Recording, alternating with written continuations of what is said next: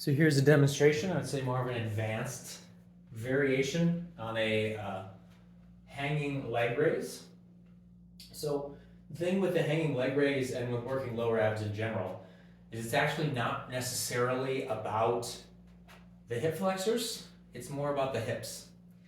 And what I mean by that is a lot of knee tucks and knee raises, if they're not done with proper form, they can end up working a lot of the quads and the hip flexors instead of actually working the abs that we're trying to work.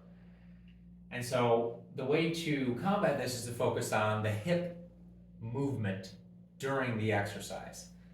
The abs actually attach from the hip bones all the way up to the ribs. And so what exercises the abs is shortening this distance. And that can be done by bending the spine in a crunch sort of movement. It can also be done by curling the hips, curling the hips up under you, which actually works more of that lower abs. So we're really looking to work here is this hip movement if we're trying to work the lower abs, this hip movement curling up under. And so this is a way to isolate that more at the same time that you're protecting your lower back. But it is very difficult, especially if you're going to add weight to this exercise.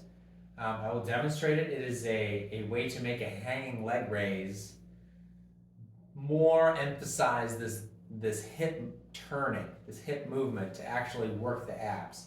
You will feel this immediately. I call this more of an advanced variation because it's very difficult.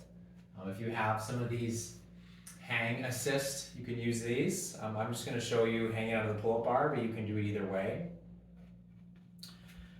So you're going to get a bar set up that when you're hanging, it's going to have a nice pad on here, and it's going to go right into your lower back. You want to line it up whatever height you are when you're either using the hang assist or using the pull-ups.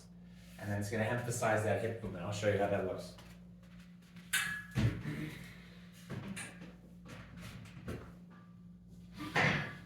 So pad right in the lower back. So it's going to emphasize that hip movement. Also keep it really stable so there'll be no cheating, no swinging like there might be in a normal hanging leg raise. Then you can do a leg raise or you can do a knee tuck, either one. But we're really focusing on the hip movement, the hip tucking under. And this is a hanging leg raise or hanging knee tuck variation.